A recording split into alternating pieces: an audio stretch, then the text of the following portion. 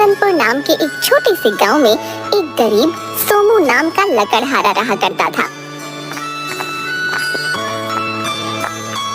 वो रोज सुबह जंगल में लकड़ी काटने जाया करता था।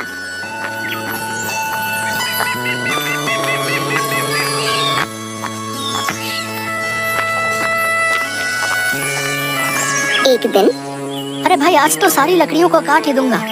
हाँ, आज ने बेचकर जो भी पैसे आएंगे और मिला को उनसे ताजा मछली ला कर दूंगा। बेचारी कब से बोल रही है, खुश हो जाएगी। सोमू को इस आस में कि ज्यादा लकड़ी काटकर आज ज्यादा पैसे कमाऊंगा, लकड़ी काटते काटते शाम हो जाती है। तभी सोमू के पास एक सेठ भागते हुए आता है, जिसके हाथ में एक धन की पोटली थी।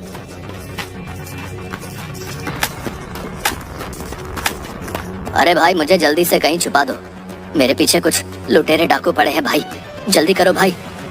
अरे अरे सेठ जी, आप चिंता मत कीजिए, जल्दी से उस बड़े पेड़ के पीछे छिप जाइए। सेठ पेड़ के पीछे छिप जाता है। तभी वहाँ 4 लुटेरे डाकू आ जाते हैं। क्यों रे, क्या तूने यहाँ किसी सेठ को भागते हुए देखा है? बता हमें। नहीं नहीं डाकू महाराज, मैंने तो किसी भी सेठ को यहाँ से भागते नहीं देखा। तभी एक डाकू जो तोतला होता है, अले तो लक्कल हाले, तुम तट बोल रहे हो ना? उस सेठ के हाथों में एक दंती तोतली भी थी। अगर तुमने हमें धूत बोला तो तुम्हारी थैल नहीं। हाँ ठंडे तुम, हम लुटेले दातू हैं। हाँ लुटेले दातू। डाकू भाई जरा रुक कर बोलोगे तो कुछ समझ में आ जाएगा। मुँह से सुपारी थूक दो ना। ताले मेला मदाद बनाता है ताले है? तो लुक डला, मैं अभी बताता हूँ तुमको। जल्दी थे उस तेज का पता बता। नहीं नहीं डाकू महाराज, मैं सच बोल रहा हूँ, मैंने यहाँ से किसी भी सेठ को भागते नहीं देखा जिनके हाथों में धन की पोटली हो। लगता है आप जिस सेठ की बात कर रहे हैं वो किसी और दिशा में चला गया होगा। उस्ताद, लगता है ये लकल हाला तीत बोल रहा है। वो थे दलुल तो ठीक दिशा में ही गया होगा। चलो यहाँ थे। अच्छा ठीक है, चलो फिर यहाँ से। वो सेठ बचकर जाना नहीं चाहिए, हमें उसकी वो धन की पोटली चाहिए। जिसके बाद सभी लुटेरे डाकू वहाँ से चले जाते हैं।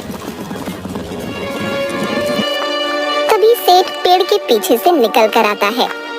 तुम्हारा बहुत बहुत धन्यवाद भाई, आज तो तुमने मुझे बार बार बचा लिया। लेकिन सेठ जी, आप उन डाकुओं से ऐसे भाग क्यों रहे थे? और वो डाकू आपके ही पीछे क्यों पड़े हैं? अरे भाई, मैं दूसरे गांव का एक सुनार हूँ। आज मेरी दुकान में कुछ लुटेरे डाकुओं ने मेरा धन लूटने के लिए हमला कर दिया। बड़ी मुश्किल से मैं अपनी जान बचाकर भागा और जितना भी धन मेरे पास था सब इस पोटली में बांध लिया और भागते भागते इस जंगल में आ गया। और लुटेरे डाकू भी मेरा पीछा करते करते यहाँ आ गए। वो मुझसे मेरे धन की ये पोटली लूटना चाहते हैं। सेठ जी, वो डाकू आपको ही ढूंढ रहे हैं, ज्यादा देर यहाँ रुकना सही नहीं होगा, आप मेरे साथ मेरे घर चलिए। जिसके बाद वो सेठ सोमू के साथ उसके घर जाता है।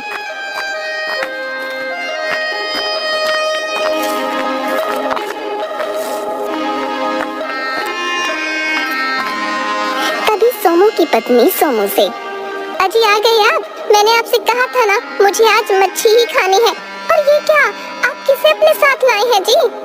तभी सोमू अपनी पत्नी को सारी बात बताता है। तभी उसकी पत्नी सेठ के हाथों में धन की पोटली देखती है और उसके मन में उस धन की पोटली को लेकर लालच आ जाता है। अरे वाह, इस सेठ की धन की पोटली में तो बहुत धन लगता है। अगर ये धन मेरे हाथ आ जाए तो कितना अच्छा होगा ना। हाय हाय, हमारे तो मजे ही आ जाएंगे। हाँ अरे सेठ जी, आप चिंता मत कीजिए, आप यहाँ हमारे घर में रुक सकते हैं। लेकिन अगर यहाँ लुटेरे डाकू आ गए तो आपकी इस धन की पोटली को वो लूट कर ले जाएंगे।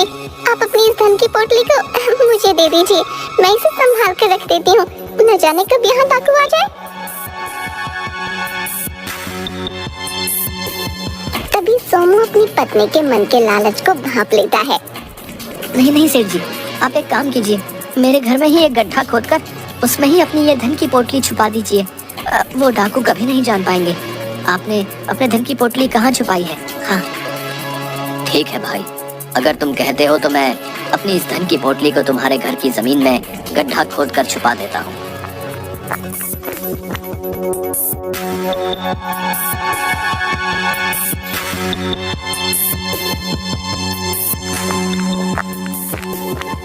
सेठ जी, अब आप आराम कीजिए। तभी सेठ की आंख लग जाती है और वो सो जाता है।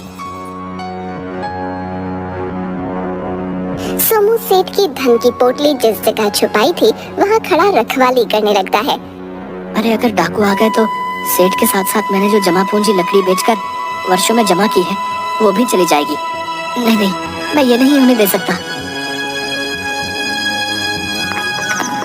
जिसके बाद सोमू एक पोटली में अपना धन वहीं जंगल में छुपा देता है जहाँ वो लकड़ियाँ काटा करता था।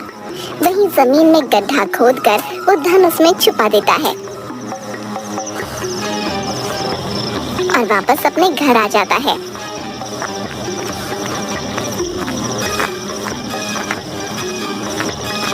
थोड़ी देर बाद सोमू के घर पर चारों लुटेरे डाकू आ जाते हैं। अरे ओ लकड़हारे, उठ, तूने हमें धोखा दिया है। वो सेठ तेरे ही घर आया था, बता वो कहाँ है?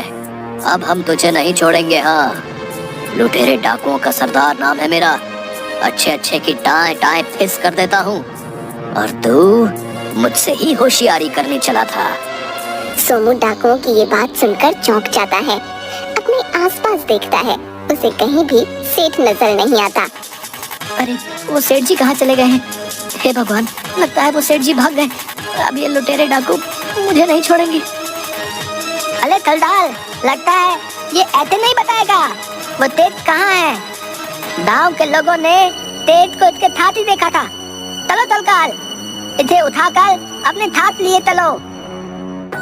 नहीं नहीं डाकू महाराज, मुझे माफ कर दो। मुझे नहीं पता वो सेठ का है। उस सेठ की धन की पोटली का है, मुझे नहीं पता सरकार। वो सेठ थोड़ी देर पहले तो यही था, लेकिन अब मुझे नहीं पता वो कहाँ गया। डाकू महाराज, माफ कर दीजिए मुझे।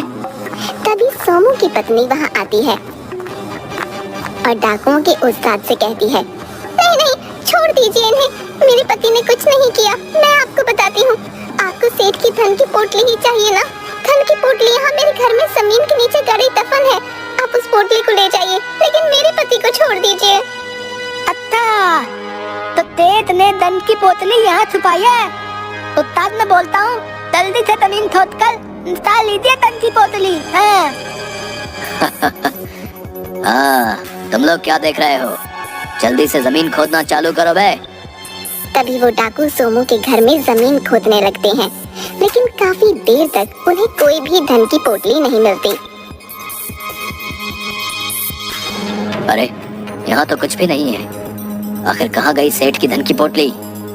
तुम दोनों मेरे साथ मजाक कर रहे हो? तुम दोनों उस सेठ का धन अकेले ही हड़पना चाहते हो? हम लुटेरे डाकू हैं, हमारे साथ होशियारी करते हो?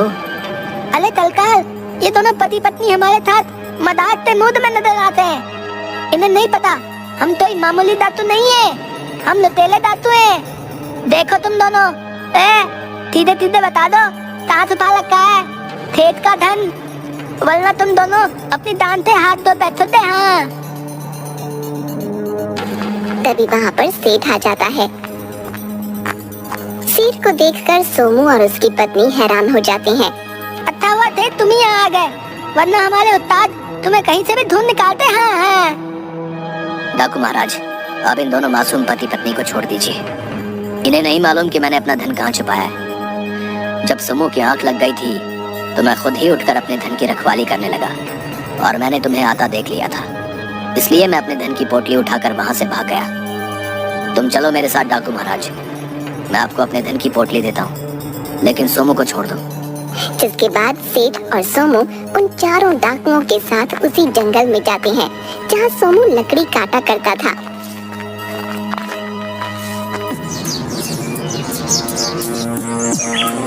ओए सेठ, खट्टर बता कहाँ छुपाई है तूने धन की पोटली? जल्दी बता, दिमाग की छोटी मटकल बता रहा हूँ। डाकू महाराज, मैंने अपने धन की पोटली यहाँ जंगल में जमीन के नीचे छुपा दी थी। तुम मेरी धन की पोटली निकाल कर ले जाओ। सोमू सेठ की ये बात सुनकर बहुत हैरान हो जाता है, क्योंकि ये तो वही जगह है जहाँ पर सोमू ने अपना धन छुपाया था।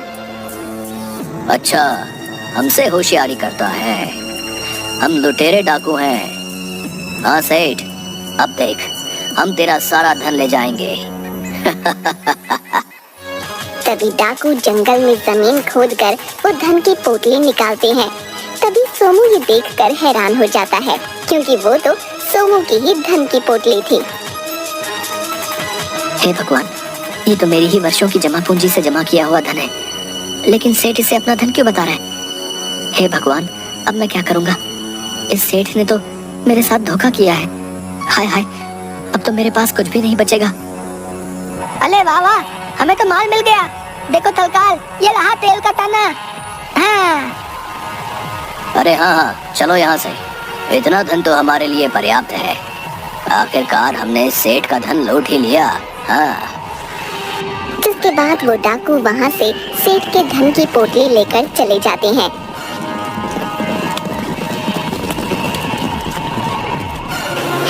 सेठ जी, आपने ऐसा क्यों किया? आपने अपना धन न देकर उन लुटेरे डाकुओं को मेरी बहुत मेहनत से जमा की हुई पूंजी को ले जाने दिया और अपना काफी सारा धन न जाने कहाँ छुपा दिया। ये आपने अच्छा नहीं किया सेठ जी। अब मैं क्या करूँगा? अरे अरे सोमू, तुम दुखी मत हो। मैंने तुम्हारे साथ कोई अन्याय नहीं किया है। जब तुम यहाँ इस जंगल में अपना धन छुपाने आए थे, उसी वक्त मेरी आँख खुल गई थी और मैं भी तुम्हारा पीछा करता करता यहाँ आ गया था। मैंने सब देख लिया था, लेकिन जैसे ही मैं वापस तुम्हारे घर जा रहा था तो मैंने देखा कि वही लुटेरे डाकू गांव के कुछ लोगों से तुम्हारे घर का पता पूछ रहे थे। मैं जान गया था कि अब ये मुझे ढूंढते ढूंढते तुम्हारे घर ही आएंगे, इसलिए डाकुओं के तुम्हारे घर पहुंचने से पहले ही अपना छुपाया हुआ धन तुम्हारे घर से निकाल कर ले गया था। लेकिन मुझे मालूम था बिना धन लिए लुटेरे डाकू वापस नहीं जाएंगे, इसलिए मैंने अपने धन के बजाय तुम्हारे धन का रास्ता उन्हें बता दिया, क्योंकि मेरा धन तुम्हारे धन से कई गुना अधिक था। तभी सेठ अपने कुर्ते की जेब से धन की पोटली निकालता है और पोटली में से काफी सारे सोने चांदी के जेवर सोमू को देता है। ये लो सोमू, तुम्हारा जो धन लुटेरे डाकू लेकर गए हैं, ये उनसे कई गुना ज्यादा है। अब तुम अच्छे से अपनी जिंदगी बिता सकते हो। ये देखकर सोमू बहुत खुश हो जाता है। सेठ जी, मुझे माफ कर दीजिए। मैंने आपके बारे में कितना गलत सोचा। मुझे लगा आपने उन लुटेरे डाकुओं को अपना धन न देकर मेरा धन का रास्ता उन्हें बता दिया, तो आपने मेरे साथ अन्याय किया। लेकिन आपने तो मुझे ये सोने चांदी के जेवर देकर मेरी नैया ही पार लगा दी है। हाँ, आपका बहुत बहुत धन्यवाद सेठ जी। आपने अपनी सूझबूझ से उन लुटेरे डाकुओं को अच्छा बेवकूफ बनाया है।